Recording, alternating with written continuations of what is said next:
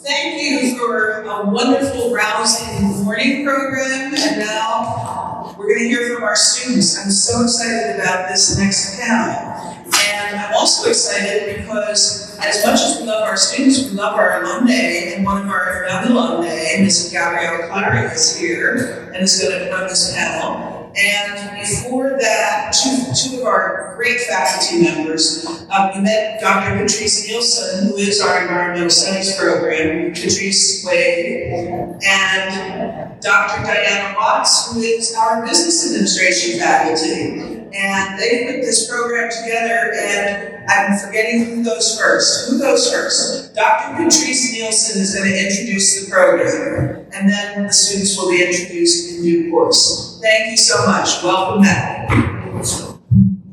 Thank you very much. Thank you very much, Pat. Good afternoon, everyone. Thank you so much for coming. I'm also very excited about this panel. We have some amazing students. Before we get started on that, I did want to talk a little bit about our environmental studies, our environmental justice minor program that we have, and some of the classes and experiences that are involved in that. This minor is a natural extension of Trinity's mission for social justice. We're bringing together environmental issues and how those impact different communities. It's designed to help students bring together their knowledge from different disciplines. Environmental studies in any form is naturally multidisciplinary. It's the interaction of humans and their environment, all the different factors that could affect that, and then apply that knowledge from different disciplines to help them solve some of the real world problems that we have and help them to address some of these injustices that different communities suffer from environmental impacts and environmental issues. Students in this minor take two core required courses. One of them is ENVS 101, Discovering Planet Earth, and that lays a good scientific foundation as a basis for some of these environmental and social issues. The other one is one of our brand new courses, which we'll talk about more in a minute. It's ENVS 280. It's an environmental justice seminar where students can really bring together their knowledge from different fields and see what environmental justice is, some of the history behind that, and how that interacts with these different disciplines. This minor dovetails really well with some of our major programs, things like business, communications, some of our STEM majors. Those all go hand in hand with environmental issues. Health services is a good one, community education, outreach, talking about how the environment can impact different health issues, but it's open to any student at all. And it can be very beneficial for students to take what they already know in their major and then use that knowledge to address environmental issues in whatever direction they go with a career path. There's a movie that I show my students called Racing Extinction, and a lot of that movie focuses on interviewing science and looking into scientific facts, but one of the times I watched this movie, I went through and I tallied over 50 different careers that were involved in making this production. Yes, there were the research scientists, they were doing some of the work of interviewing, but there's also the politicians, there were the boat and airplane pilots that took the researchers out to their field sites, there were mathematicians, there were engineers designing some of their equipment, there were the photographers, there were the writers, there were the film producers, there were so many, there were people in labs, and there were chemists, and there were electrical engineers, and you can take whatever is your thing, and then you can use that to benefit and solve some of these problems. Beyond those two core requirements, students then have electives, and these electives fall into three major categories. One is human systems, one is global issues, and one is community action. We really wanted to include a component that focused on solutions and what students can do with this knowledge to then benefit the community. A lot of our electives come from our amazing business program. Shout out to Professor Watts over here. She's really been a lot of impetus behind that. In our business program, there are themes of sustainability and corporate social responsibility woven throughout that program. There are electives also from economics, global affairs, political science, sociology, philosophy, and women's studies. So it's a very well-rounded, multidisciplinary minor program that complements many different areas of interest, many different student majors. And I mentioned those three new courses in addition to the existing courses that we pulled from these different programs, we created 3 new courses for this minor. One of those is the ENVS 280, that's the Environmental Justice Seminar. That's the one I teach every spring. And part of this course is heavily emphasized on experiential learning. One of the major requirements of this course is that students attend external events, things like workshops, seminars, events on other campuses, or volunteering with the community. I've had students in the past that did community cleanups, working in community gardens, attending a couple of seminars from Ecological Society of America, a huge professional ecological organization. And then students also have a research project where they see some environmental justice issue that they research and learn about that's in this region, and they do a research project on that. And I actually have a couple of posters up here this year from last year's class. We have one. They're over on this side. So one on community gardens and one on neighborhood litter, disparities in the litter that people deal with in different income neighborhoods. So higher income neighborhoods have less litter, lower income neighborhoods have a real litter and trash problem. So there's an example of some of the things students do in that class.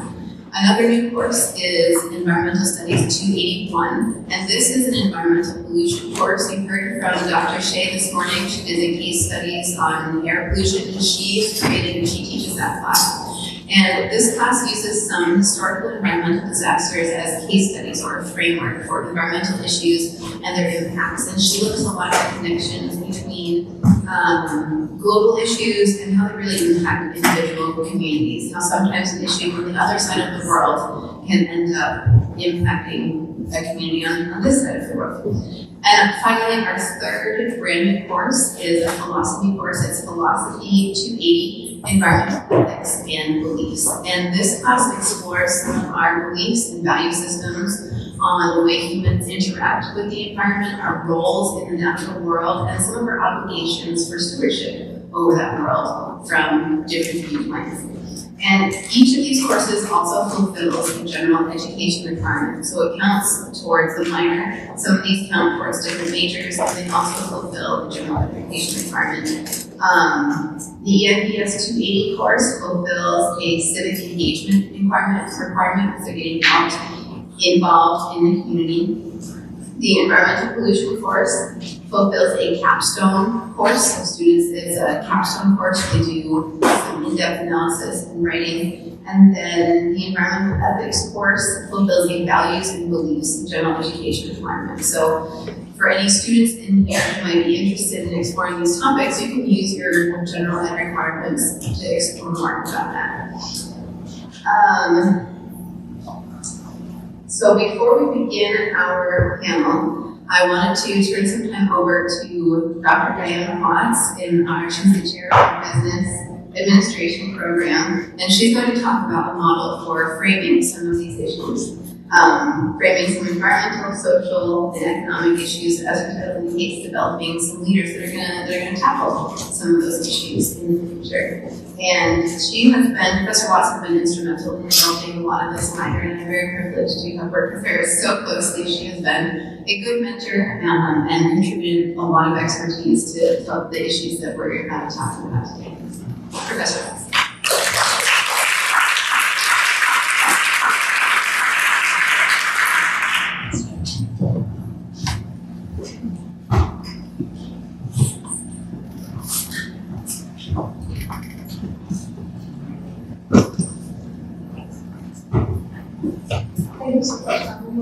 And actually, before we get started, I want to just sort of take a moment of celebration as a community, because in fact, that is what today represents.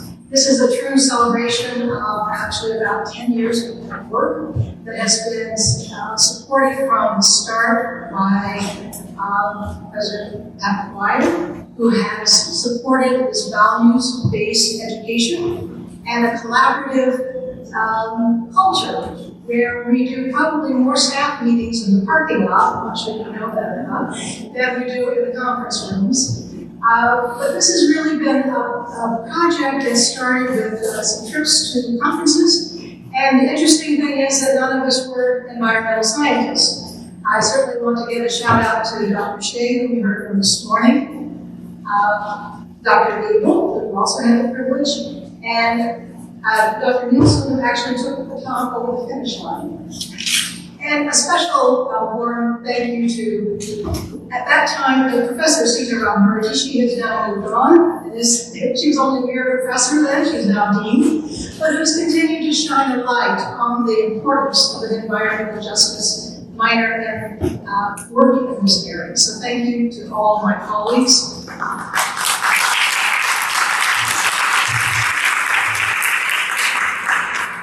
I always feel like I have a lot to answer for after this morning where we heard about consumerism and toxic pollution and gentrification and a lot of those really difficult issues that need to be addressed.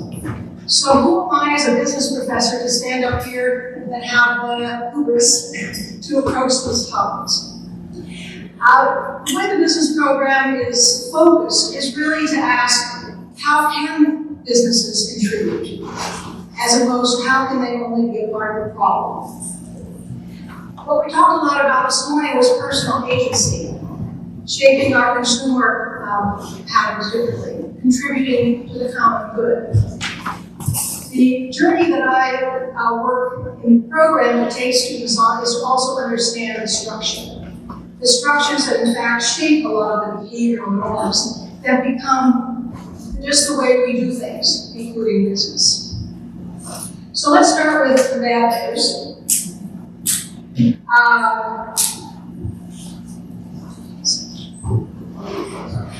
This one first. Typically, we think of businesses as the villains, and they certainly have a lot to own up to. We think of them as profit maximization, shareholder focused, get the goods and services across the supply chains and into the hands of the willing consumer public. But there's a little bit more to the story than that. We also have an idea of what government should be doing. Government should be creating compliance and regulations and getting those bad actors to behave differently.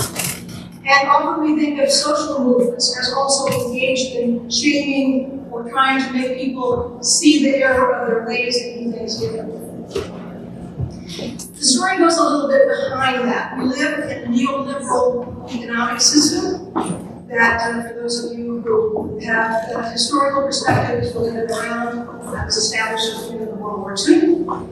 And the reason that we still are focused on growth, we get a lot of economists look at GDP. We're still looking at the consumer spending. We have to live in a consumer-driven economy here in the United States. So a lot of these things are embedded in just our framework.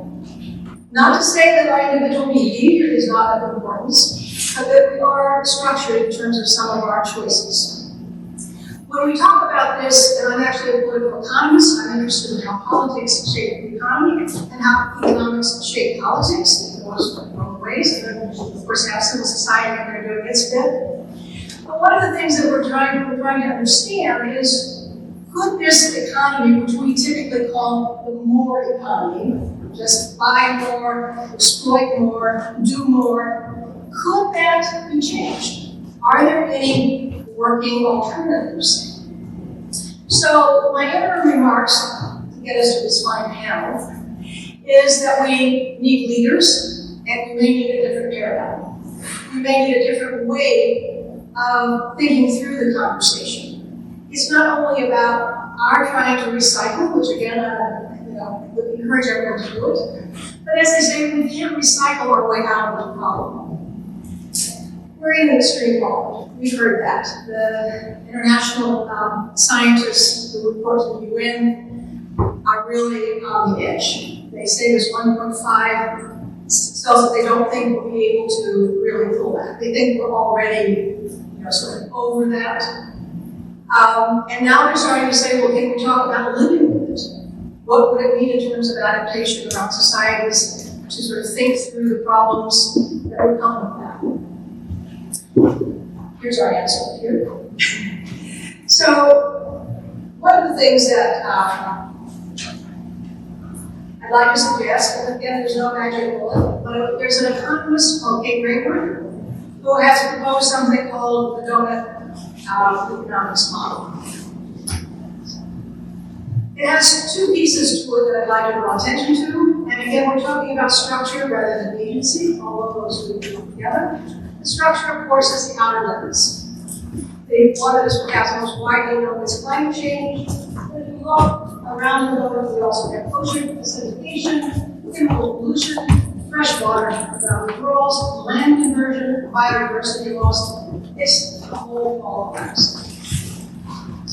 Each of these has a limit, and the limit has been established. So there's no magic in how far we can or can't go. The question is, what do we do once we get there? And are we paying attention? This is a different way of thinking about economics, where we're bringing in the natural system as a part of our economic framework. The second piece has to do with what's called the social foundation. And I think this morning, Dr. Gable, Assistant Miller would have called this the common good. It is a question of should businesses be engaged in creating conditions for a social foundation where people have access to clean air, clean water, schooling, jobs, and that this is not just siphoned off for the elites or for a few. Should strategy be taught from a position of needing to improve both not just your carbon footprint's a nice start, but it's not enough? Should strategy discussions be based on trying to discuss how your company or operations will impact the ecological ceiling, and how could they potentially contribute to a social foundation? This is a very different way of teaching business or economics, but this is a generation for change. This is a generation that is open to thinking in new paradigms. You're starting to see small ripples of the end of neoliberalism, not very loudly, but there's the discussion starting to take shape. This is not a solution as such. What it is a challenge. It's a challenge to say, well, could we fill in the middle of this donut? That's the gooey, sprinkly side we all like to sort of eat. That is really where business, civil society, and government come together.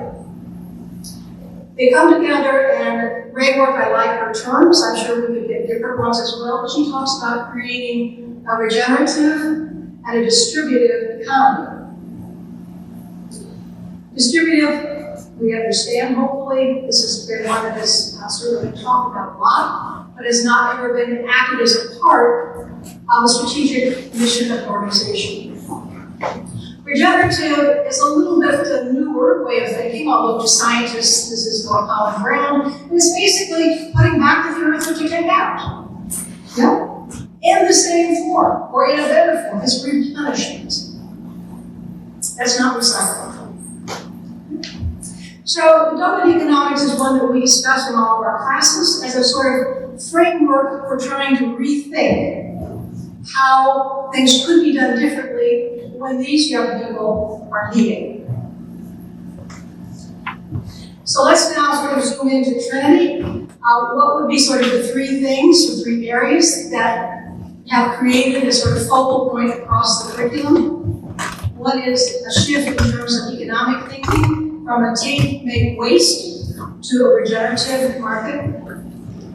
The second one, again, is sort of emergent, but I like to put it out there, particularly since I'm interested in social innovation and entrepreneurship. But could we redesign organizations with environmental justice not as something that we dealt with after the bad impacts happen, but could those be contained in the design of business operations?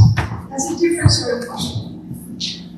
And finally, the process, which is why it's such a delight to be at Trinity, because this is sometimes a hard message and a more siloed. We heard this morning at some of the mainstream universities.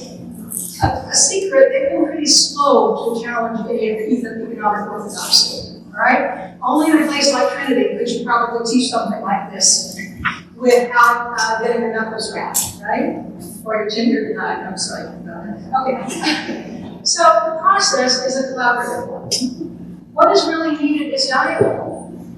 The scientists, as we heard this morning, are out there collecting data and sort of encouraging policymakers to work with it. Business folks are innovating and trying to think of new processes, but we have to have a conversation also with government playing a very active role as a resource to support resources.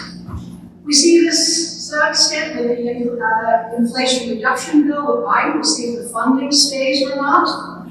But there have been efforts of saying government can also contribute, not just in compliance, which again, those will always be relevant. That's not to take that piece off the table. Social organizing, social movements, absolutely essential to getting this doughnut right. But the question is, can there be more collaboration? And this is what, this is where I'd like to sort of put up this, and this is more, I think a snapshot in a way of where we are here at Trinity, although I take full ownership if I've done anything right or wrong.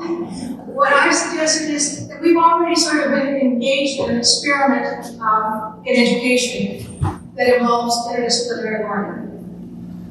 That students can take a class on, let's just name one, strategy and change in the morning, and they can be in an environmental pollution class in the afternoon. So we have at Trinity, currently on the books, and we heard some of the courses that are being built into this interdisciplinary plan, but we have already an array of classes that fit under business, government, science, civil society, and ethics.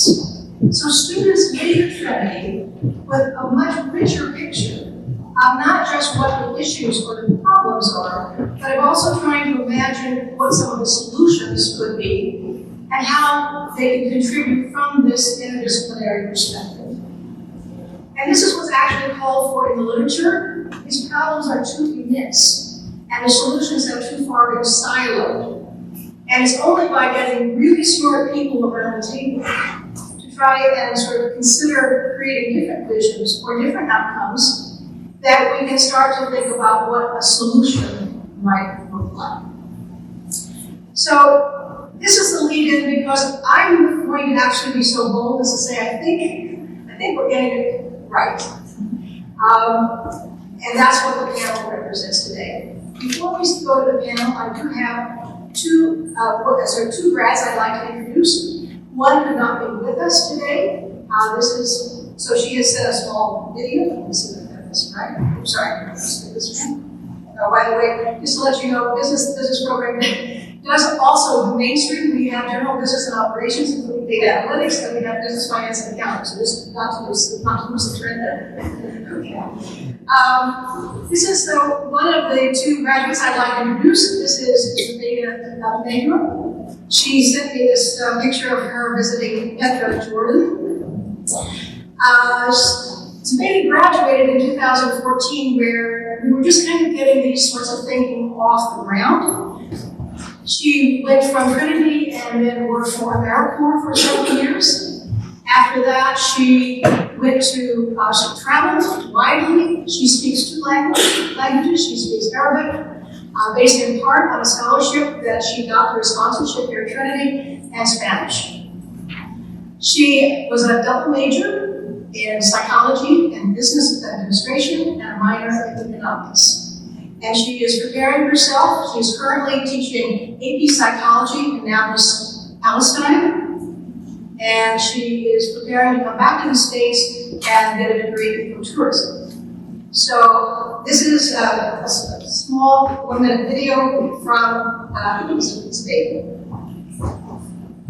Hello, my name is Yesica, and I graduated from Trinity, Washington University with a bachelor's degree in business and psychology with a minor in economics. I was asked by Dr. Watts to do a short snippet video of my personal statement that I will be using to Arizona State University to obtain a master's in ecotourism. I've been around traveling a lot these past years since graduating, and I have noticed, as a traveler myself, the consumption of water, garbage, foot traffic that other countries have to take when they receive tourists. I wish to give the locals the tools and resources to deal with the influx of tourists. Thank you for your time.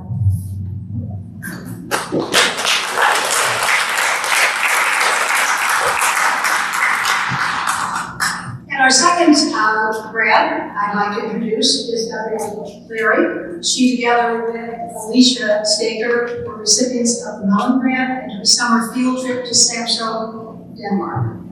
Now, Samsø may not be the first hotspot we would think of visiting if you were off to Denmark. Probably Copenhagen would be higher on your list. But Samsø is sort of a rock star in the decarbonization world. And that's, in fact, what we went to take a look at. We're not going to go into the whole details, but what Samsø is 20 miles wide, they're sort of long and 6 miles wide, and they have managed to move to a carbon neutral. And they're moving towards a carbon, not just zero, but nothing fossil fuels by 2030. There's a formal word for that, sorry. They've been really very creative about this. And the interesting thing is, though, it's been done not with government coming in and doing it, or the energy companies coming in and saying it. It's been done by the community themselves. The citizens had decided that they wanted to get rid of fossil fuel on their island, and that was the challenge. And it has been through farmers and business owners and locals coming together to come up with a plan. And they've done things that are, not shocking. They've moved towards energy, they've moved towards biomass, they've moved towards solar. But it has been the way in which they have done it that has been so inspiring. We've heard a lot about community today, but the question is, how do you create that communal process to take hold of tackling a difficult issue like decarbonization? So together on the trip, in addition to viewing these different energy sources, Mrs. Gabrielle also giving her bit back to the community by working on an organic farm. If you remember that I just wanted to, and she's going to, I'm going to turn this over to Gabrielle, who's with us today. But I did want to just put up her quote. I asked her if she remembered even writing this. She said, well, there's a little bit of water under the bridge since I did that. But when she came back from the experience, I asked the students to sort of sit down and write just some top of mind reflections, not so much on what they had learned, but what they had experienced. So I'm going to let you read through her statement, but I would like to highlight the two words sort of towards the end, the number of times that community comes up, and also the interest in humanity. So with that, I'm going to show, I'm going to introduce, Gabrielle Clary. I'd like to invite her up here to tell a little bit about what she has done since Samsø, and she will moderate our future grads up here, and they will share their experiences of what it's like to sort of be in this environment, learning to become those Doughnut leaders. Thank you.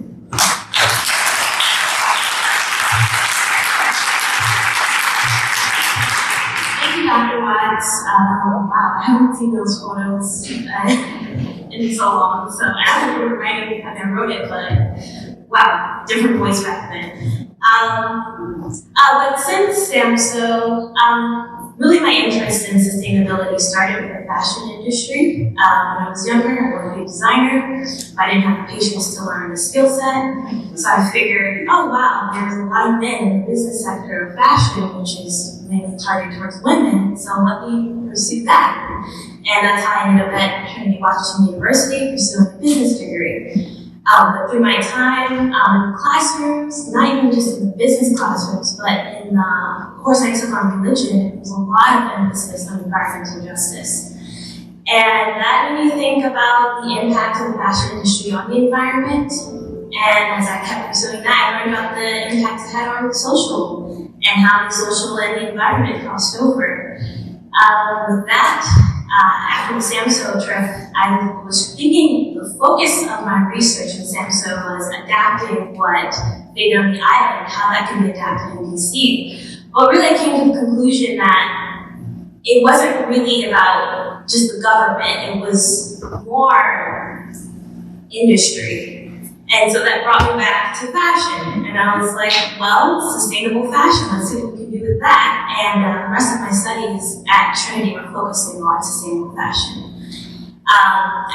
So coming back to DC, I was like, how am I going to make this a thing? How can I turn this into a job?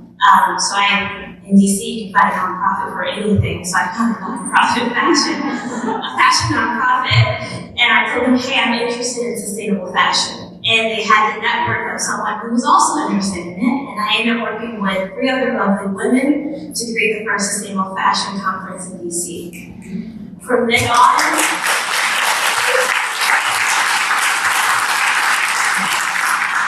on, we established a nonprofit, and I was able to connect with a lot of people just in Maryland, Virginia, New York, LA, who were all interested in the sustainable fashion movement in America. It was already moving at a rapid pace in other countries, but in the US it was still developing.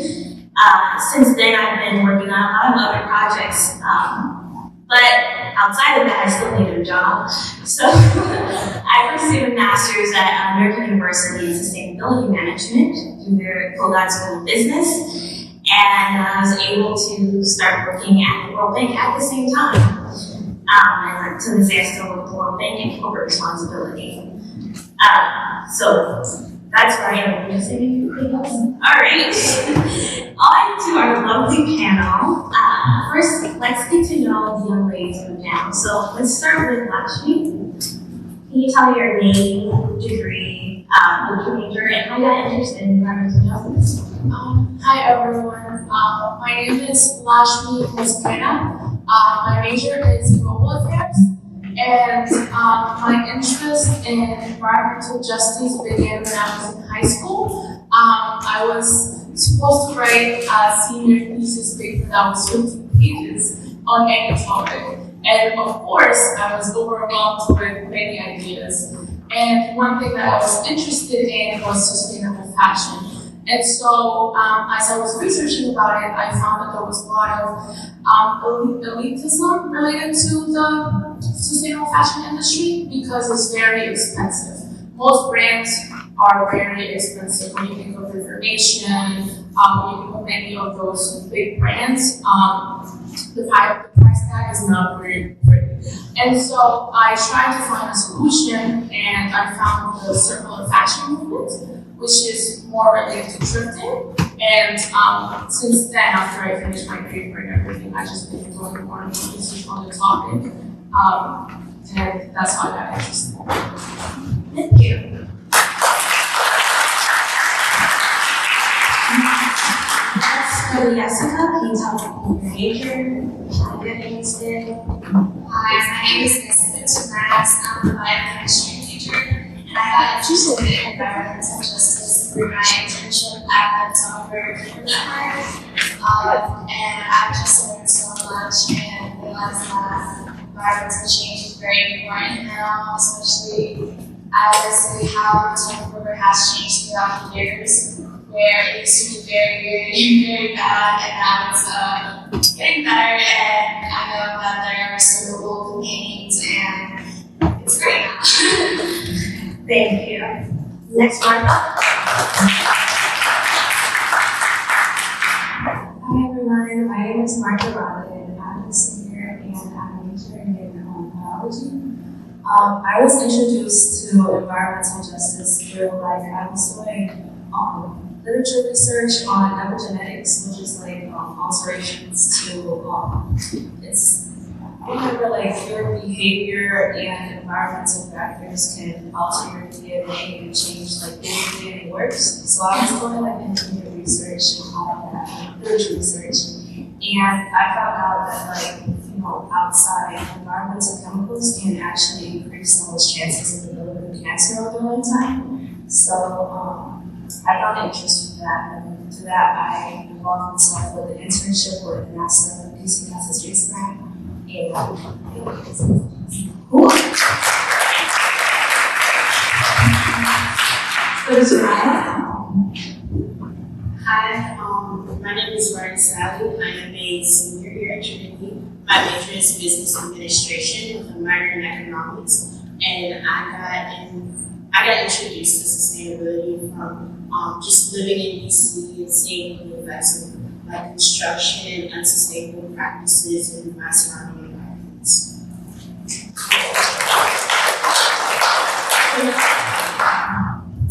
Hello everyone, my name is Jamileth Mendez. I am a senior majoring in business administration while double minoring in both environmental justice and early childhood education. I got interested in environmental justice after working on the research study on the ongoing effects happening today in the Chesapeake Bay. Thank you.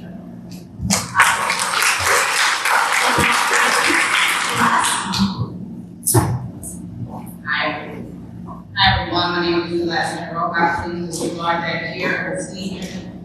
Graduate this spring. I major in health services with a minor in international affairs.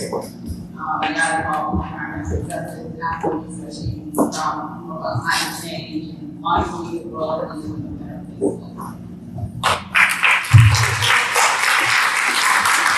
Thank you all for being here today and participating in this panel.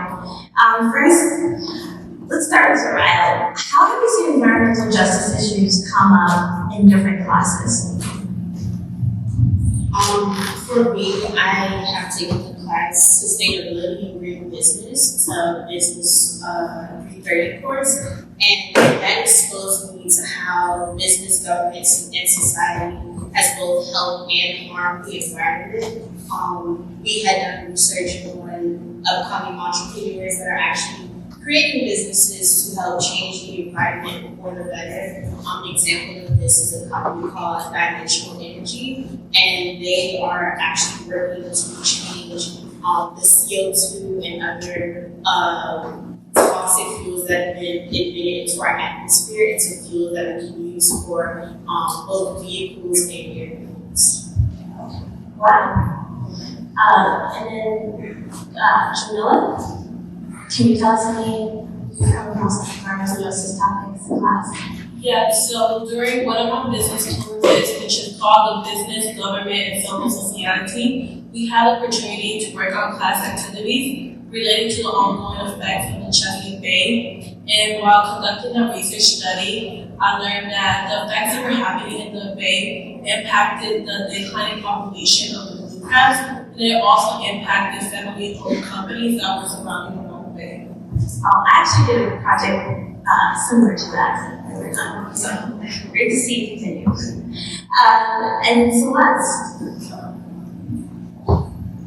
I'm in a class as Rebecca Fan as your local 250 and Washington there too. So we've been seeing the environmental justice issues on global aspects of where other countries, whether it's like Latin American countries, we're seeing deforestation, flooding issues that they're trying to work with. So I've been really looking at how we look at the data from the world that we can just see how we can actually do better as a country and see what is working, what is not working in other countries that are facing the same environmental issues out there. Yeah. A lot of conflicts that we see stem from environmental equity issues, so it's good to start there. And then Lakshmi, tell me about your experiences. So as said, I am taking Global 250, which is about human geography.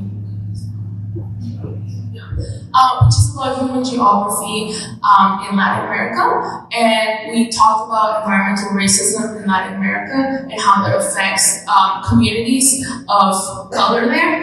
And I am from Colombia, and so I did a lot of research on how it impacts my country, and it really harms those communities, and that was very interesting to find out, especially because some of those specific cities, a lot of my family live in. Wow.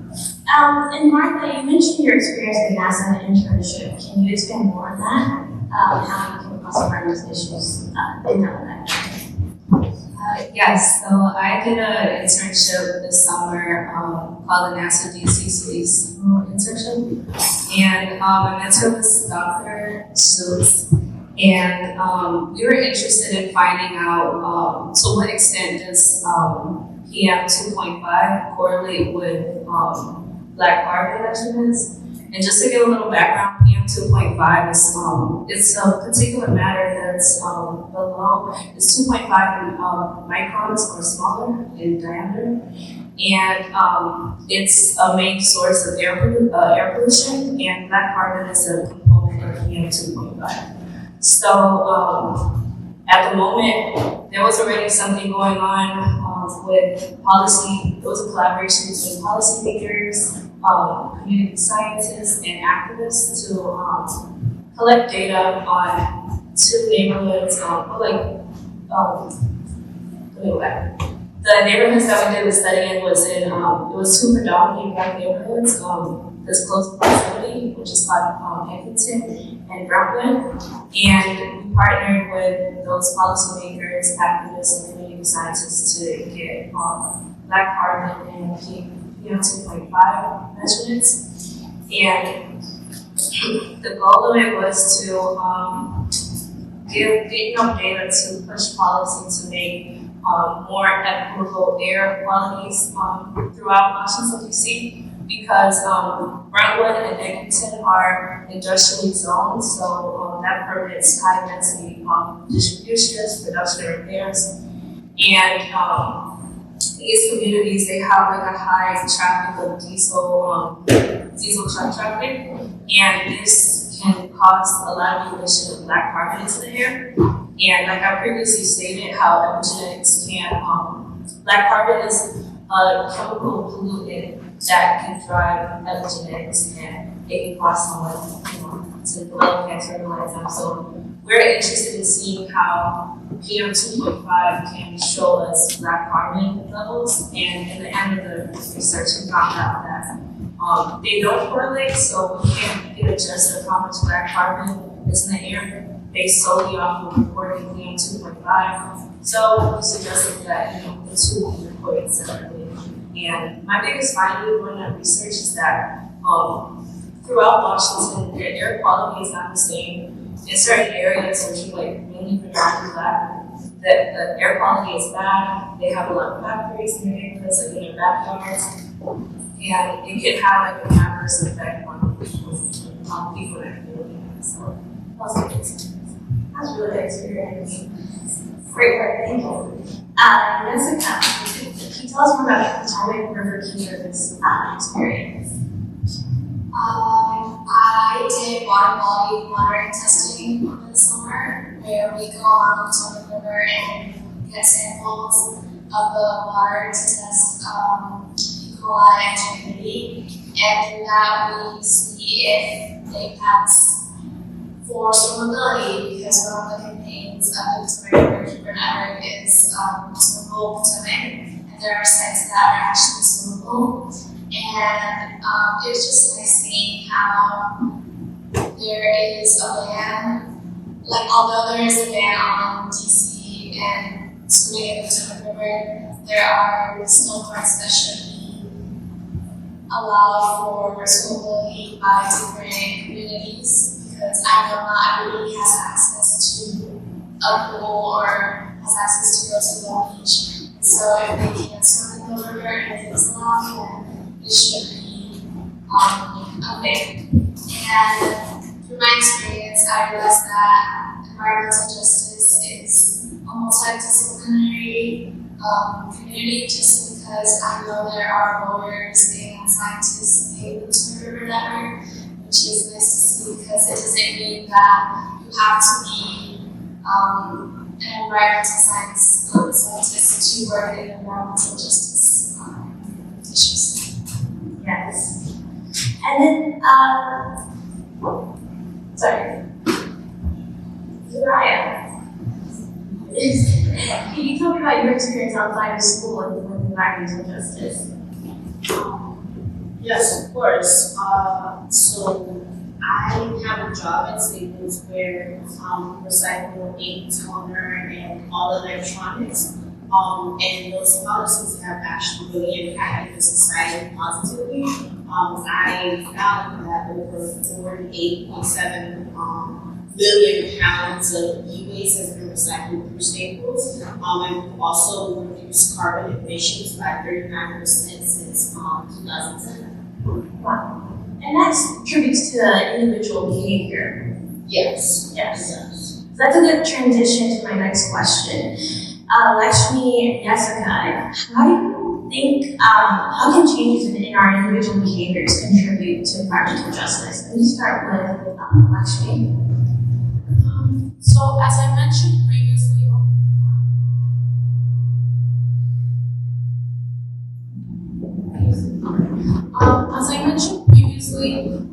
the circular fashion movement is a really great movement in terms of sustainable fashion. I think it's a great solution to a lot of the problems that specifically organizations that are trying to reduce global waste are having. I learned there are trillions of waste in relation to fabric laying around. And so what circular fashion is, it's mainly focused on making sure that clothes are recycled, either through actual recycling or through second-hand shopping. And so one way that I contribute with my own individual behavior is by making sure to buy second-hand or to at least put my clothes in a thrift store rather than just putting them in the trash can. And that's a really good way to prevent, to individually change your behavior, but also to prevent the increase of global waste. Thank you. And Yesica. Yeah, so obviously we know that plastic bottles are out in the river, and when I do this, I see all the styrofoam plastic bottles, so it's nice to see that DC does have a ban on plastic, and they tax plastic bags when you go to the store. So one easy way is just to change your plastic use by using a reusable water bottle and using tote bags or other reusable bags that you don't have to be adding to more plastic pollution. DC is a great example of government enacting policy to manage environmental issues in their community. So definitely look into DC, what they have going on. They're always developing new programs, and as a student, you can always find some opportunities there as well. Next question to all panelists: what advice would you give to students who might be interested in environmental justice? So let's start with Celeste. I would say looking for organizations around environmental justice and trying to get involved with EPA. There's I'm sorry, but look into the mission of the organization. Don't just sign up because you see that they're doing something for environmental justice. That's online with what you believe in, what you believe that passionate about it. For me, it's environmental justice and environmental. I would say make sure that my person overall. We'll just go down the line. So Lakshmi, you can go next.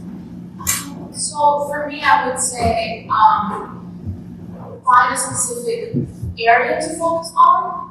Environmental justice is a topic. You can focus on, plastic as mentioned. You can focus on sustainable fashion. You can focus on a lot of different avenues. So I would say just find a specific area that you're really interested in, and that also aligns with your values. And from there, you'll be able to find resources to educate yourself on that topic and find how you can contribute to that specific area.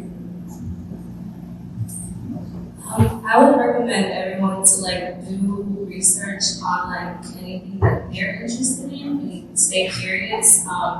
I'm mainly interested in cancer biology, and I ended up doing environmental justice work. So a lot of times, the things that we study is very interdisciplinary, and it's usually to other topics. Well, environmental justice is one of those things that you can seep into pretty much any or most subjects. So just out of curiosity, reach out to your community, get involved through volunteer, internships, or just at your job to find out, what's needed, what you can do as an individual to help, to help the movement itself. So that's what I recommend. Just get out there and see what's out there and see where you can help. society. So Yesica? I think if you're very passionate and know that you want to go into environmental work, then you should start by volunteering at nonprofits or getting an internship where you can and actually see if the environmental role is for you, because sometimes you think one thing and then you realize, no, I actually want to focus on something else. So going out there and seeing if it's for you is a good way to start. For me, the advice I give is just going out and doing research. There are a lot of opportunities in DC actually for you to just join the environmental and sustainability development. There's things like the Impossible Watershed Society, City Wildlife, and even there's a sustainable DC volunteers community. And I also say there are a lot of courses, as previously mentioned, that Trinity offers. So if there's anything that interests you or anything that you want to learn more about, I definitely suggest taking those courses again. An advice I would like to share with students who are interested in environmental justice would be to join our youth club called the Sustainable Initiative Club, which I'm really glad to be part of, especially being one of the founders of the club next to my other two colleagues, Aaryah and Celeste. The ultimate goal of the club is to encourage our sisters to focus on sustainable initiatives within their communities and also within their own daily lives. And we also encourage them to support other organizations working on sustainable initiatives. And if you're interested in knowing more about the club, we're going to be around later on during the Tuesday.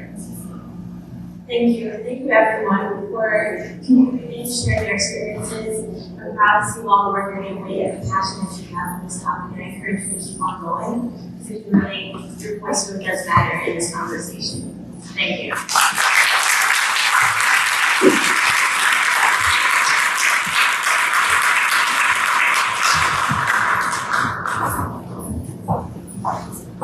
Thank you so much, Gabrielle, and thank you again for our amazing panelists. I want to tell you, it was a challenge coordinating this panel because we have so many amazing students from Trinity. This is only a small representation of all of our students from different majors, different programs, involved in different research, different internships. They have done some amazing work, of which we've only seen a small sample today. So I'm really excited about these students. We do have some time for questions. If you have any questions for our student panelists, we've got a couple of microphones. We can bring them around.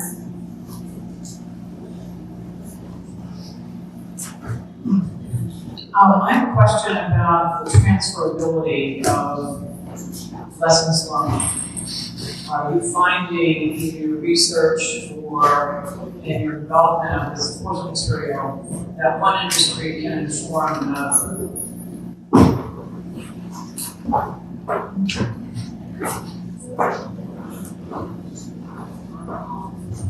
I do think that there's a lot of transferability between like different industries. Like I said earlier, that there's the business, government, and society part of it. And by business, I mean I don't mean just like corporate side or anything like that. I mean like all types of businesses, all types of industries that we all get, or we can all learn from each other and kind of incorporate the things that we learn here at Trinity into those businesses that we're going into.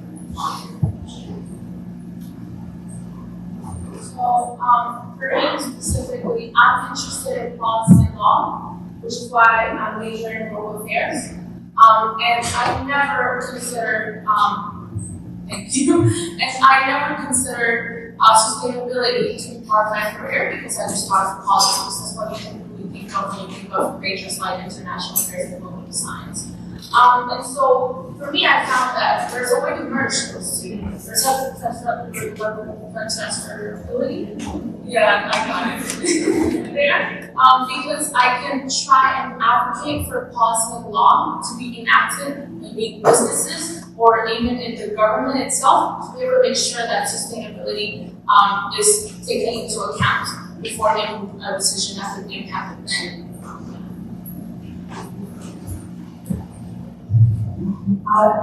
Thank you. This is very interesting. One thing I've taken away from all day today is how important local involvement is, and it can actually bring forward change in the world. I'm much more internationally focused, and some of you are from other countries, so I'm wondering if you guys are in touch with or connect with the United Nations in terms of its Sustainable Development Goals. I know with the International Atomic Energy Agency, and they work around the world to connect some countries, say the Asia Pacific Islands, which are sinking, with sustainable development goals. There are 17 of them, and marine ecology, overfishing, agriculture, medicine, health, and it sounds to me like some of what you're doing could also be connected globally.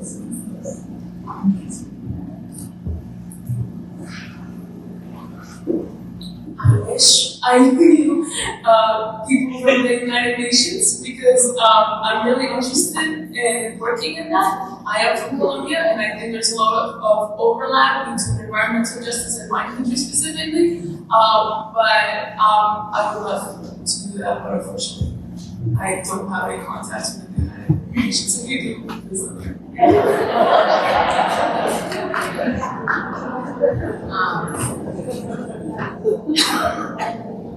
Well, I'm Nigerian, but I'm born here, but I know from my family when they talk about using the crack playing and what it costs in Nigeria as much as we should, but it's like we suffer environmental issues just like anywhere else. So the Latin American countries, whether it's here in the US, we're doing a lot of coverage.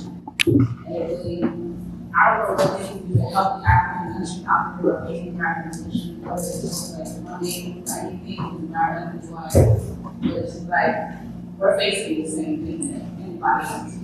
And our research for the United Nations, not even okay, but for my heart, because I haven't been, I'm on the road, I want to help my community back home and go back to healthcare. It does affect them in health-wise. They have so many health issues that they live with, but we have all the environment and everything that are going on. So, that's my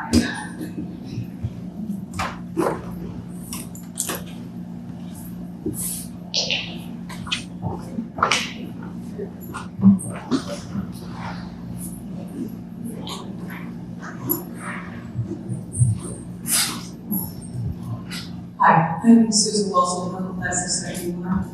And I was wondering how the degree related to policy environmental justice is perceived when you go elsewhere. For example, if you want to go to graduate school, how people perceive not just how is it good or bad, but how is it perceived as a degree in social studies and science, is a cross-disciplinary degree recognized.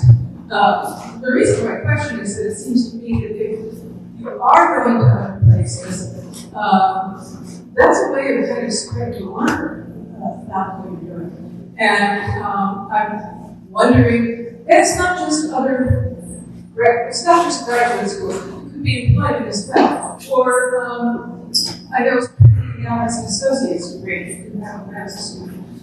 Sometimes people get an associate's degree at one place and go to another place for the last 2 years. Do those classes transfer, and how do they transfer? As social studies, as science, as well? That's my question.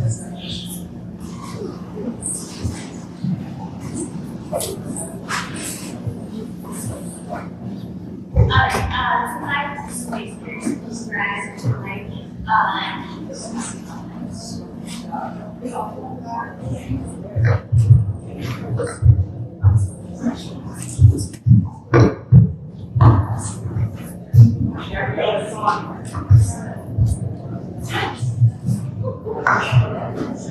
Alright, so I've recently experienced the postgrad life, and what I've seen now with people who've had environmental justice minors or majors in master programs, it really doesn't it's not the same anymore. It's more of the experience of the classes and what people surrounding him that I saw was taken in these programs and how administration looked at it, especially in the Doughnut. I remember an interview that I was in. They were saying, okay, tell us about a class that you took. So it wasn't so much on the program, it was just the classes. So the transfers, it's not as divided based on the nature of the program as a whole. It's more on the class and the experiences that the program offers.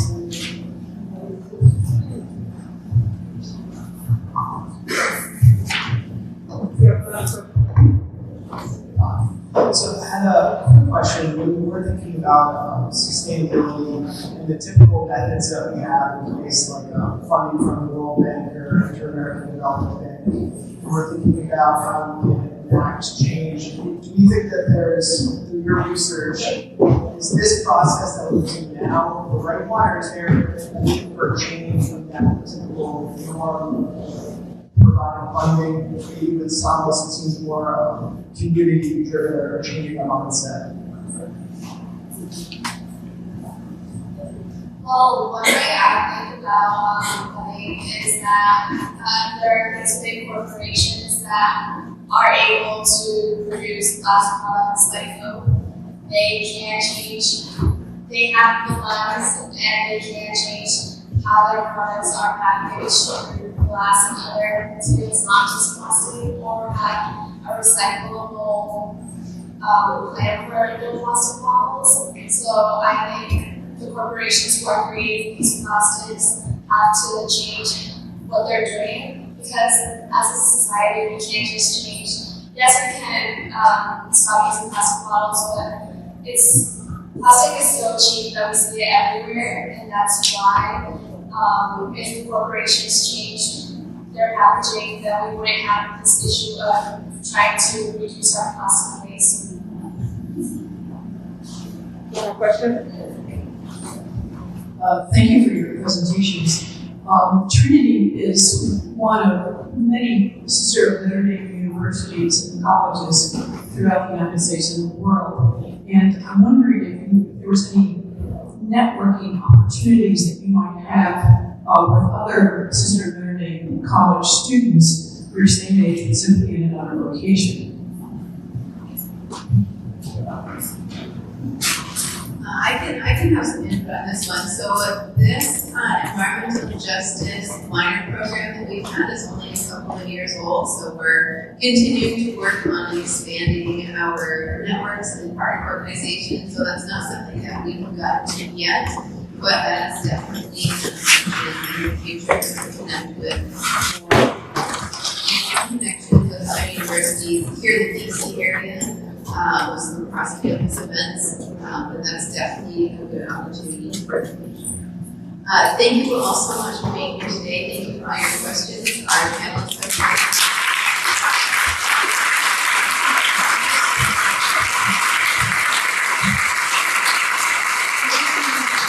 I'm so proud of you. You are great.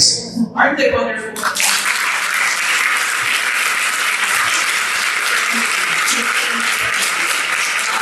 You work so hard. Thank you so much. Just a couple of comments to the last question.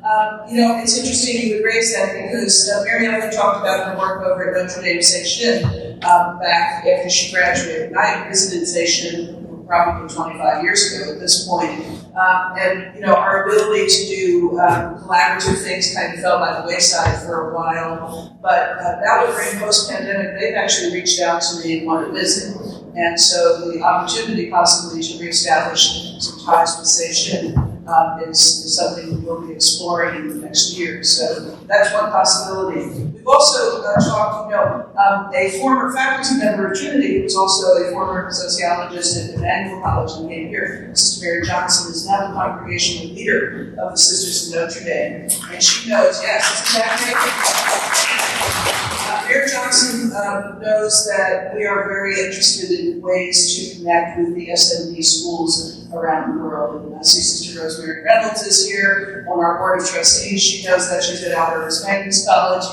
We have many friends at Emmanuel College, and that's something in the year ahead I hope that we will be able to explore. And now that we've all learned how to Zoom, we can do that quite easily. Although I hope that there would be a chance for some of our students, and you noted the internationality of our student body. I think some of our students would be very interested in going abroad to do some of their kind of research and service work in other locations, including possibly in home countries, or in heritage countries. So that's something that's on our agenda. That is extensive. And so one of the things, when we want to make my pitch, when we send out our annual fund appeal, that money doesn't go to furnish my yacht. That really helps to support our students and faculty. And one of the things we really need support for is student study abroad, because it costs about $6,000 to $8,000 for a student to go abroad on a short-term program, certainly more than that on a longer-term program. So you may be hearing from me about that, but that's just another seed that I'm planting. We've had some gifts for that, and I thank you, but we would love to be able to do that. Somebody else also asked about grad school. One of the things we really emphasize in all of our programs, but this program is a good example, is internship. And on our next panel, you will hear from Nancy Stoner. I don't know if she's here yet.